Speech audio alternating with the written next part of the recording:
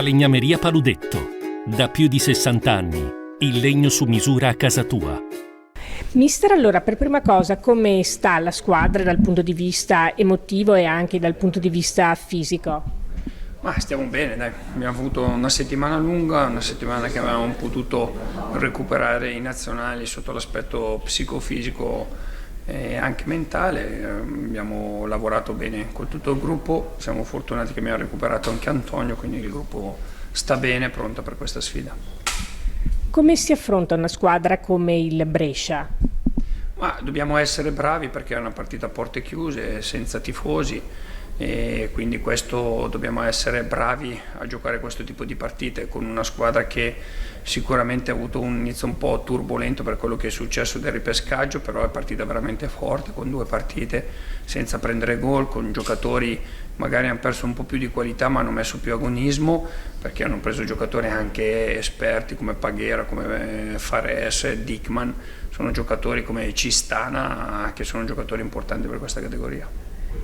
Finora il ruolino di marcia del Venezia è stato ottimo, non avete mai perso, però dicevi che dovete migliorare in qualche cosa, in cosa in particolare?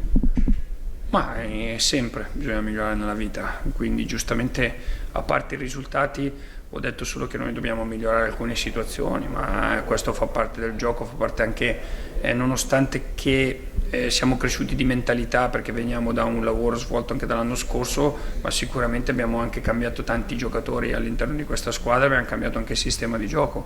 Questo sistema di gioco non si può in un mese, 2 pretendere di avere grande affinità all'interno del campo di gioco, quindi dobbiamo essere bravi, piano piano lavorare su questi meccanismi che ci porteranno anche a giocare meglio, a proporre un ottimo calcio. Pensi che rispetto alla formazione vista contro lo Spezia ci sarà qualche cambiamento? Ma quello non è importante, io sono sicuro, come ho sempre detto, lavoro con 25 ragazzi che stanno dando il massimo, quindi come è successo per Cittadella sono sicuro che hanno piena fiducia di chi metterò in campo, sono veramente tranquillo perché so che lotteranno per questa maglia e soprattutto per i propri compagni, quindi di questo non mi preoccupo. Pochi giorni dopo ci sarà il Palermo, un'altra sfida piuttosto tosta, dovrai fare un po' di turnover, che dici?